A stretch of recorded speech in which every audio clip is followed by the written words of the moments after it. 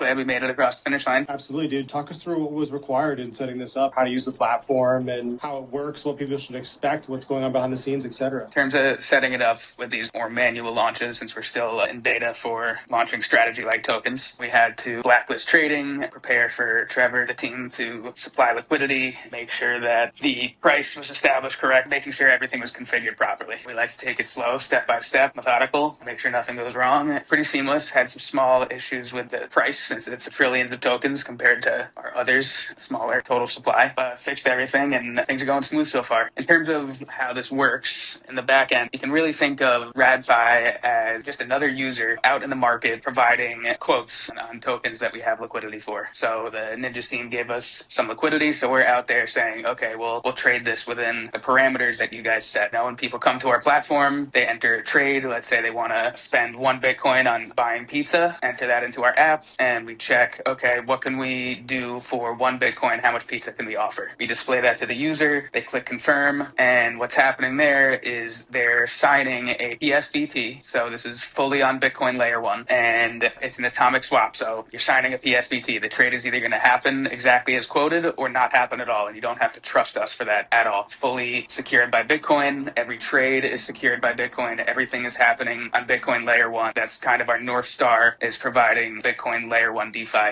And I think, we've really made a lot of strides in that direction, providing a good DeFi experience for people on Bitcoin, trying to bring more of that DeFi activity directly onto Bitcoin. No bridging, no wrapping, no needing to go into other smart contract environments or anything, and just providing the best experience possible here home on Bitcoin. When I type in a buy amount, it gives me the sell price and the buy price, and those are like different prices for the different tokens. How does that work? First thing you're going to do is select what tokens you want to trade. We only support trading against Bitcoin, so Bitcoin is the default, and then you'll select which token you want to buy, and then you type in how much Bitcoin you want to spend. And that right there, as soon as you type that in, that's when we start calculating what is a good price that we can offer this user. And what we're doing there is we're checking an EVM environment that we reference. So we're just referencing an EVM environment. There's no security aspects of it, just a reference, kind of like a calculator, calculating what price we want to offer you. And then when you accept that price and sign the trade, that's really what matters, and that's what's happening on Bitcoin. That's how the swap goes from start to finish. Pick which token you want, you type in how much you want to purchase, how much Bitcoin you want to spend, and then we tell you, given that much Bitcoin, this is how much we'll offer. And then you can accept it or just wait for it to get to a better price. Dollar price in the UI is going to be different because it accounts for the fee taken by the pool. Pizza was set with a 10% fee tier. Every trade faces a 10% fee. 1% goes to radFi, 9% goes to the liquidity providers, which is you guys. That's why it's going to show a differential in the dollar value that you're getting. It should be about a 10% difference because there's also the price impact component. If you're buying the token, it might end up being slightly less than 10% difference, and if you're selling the token, it might be slightly more than 10% difference to account for the change in price after the trade occurs. We're kind of showing you the dollar value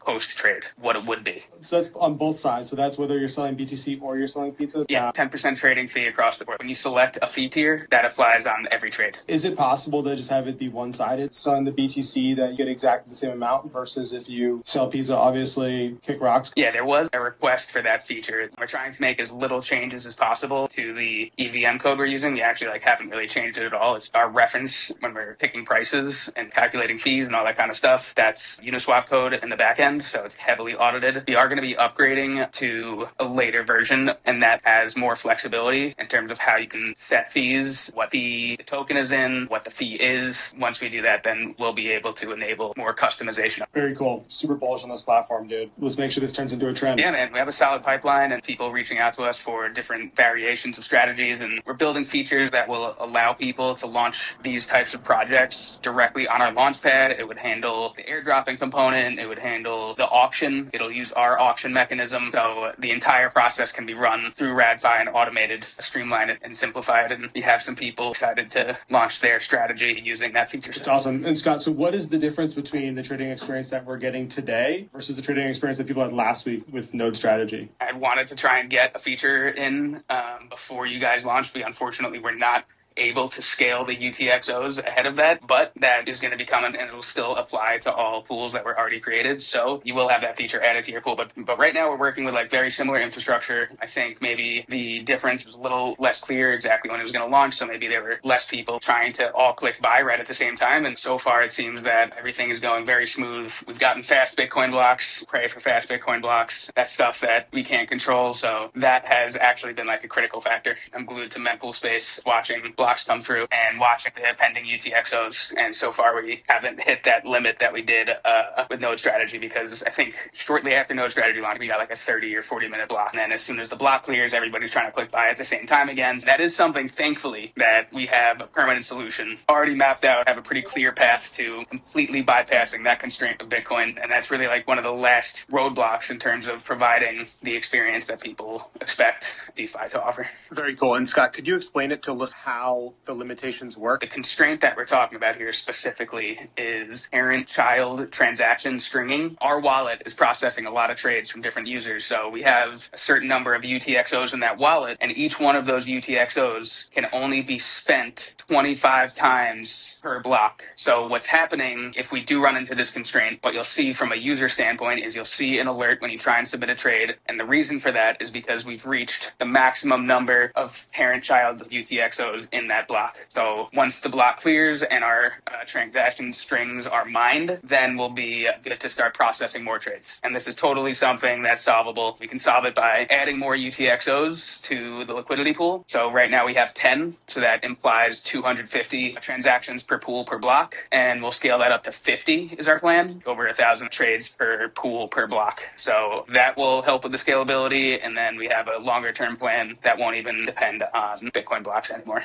and still have Bitcoin block security. That's great. Is there a way to see how many transactions total? Not in the UI, but I look at the mempool space link. That'd be something you'd be really cool to add to the chart. The last block time and like the estimated next block, how many transactions this block. Yeah, that's good. Talk to Leo. Leo's the best UI designer, UX person on Bitcoin right now. Is that right, Leo? Are you looking for some contract work? Because we're definitely looking for somebody to revamp our UX. We got a lot of talented people in the Bitcoin space. I'm obviously more than happy to give feedback and stuff. If anybody wants to shoot me a mock-up or something, definitely looking for people who are specialized in UX design specifically. Like one thing that's missing from our team right now, somebody who's experienced with this is what a DeFi user wants to see. This is how everything should be organized. We're still using the Boomer Uniswap experience. Definitely a lot more that we could show. It should be organized differently in terms of the tabs that we have. Kind of become a Frankenstein of feature requests that we've added since launch, and in our V2 want to revamp that. I think it'd be cool to have some indicators for how many transactions. Make it a little stickier too. Yeah, like people are like hanging out watching. Exactly. A real-time counter. The number one rule of DeFi UX is the more things that move on the screen because they're supposed to move, the better. Yeah, I completely agree. Need more movement. I liked your suggestion of adding a chart to the tokens page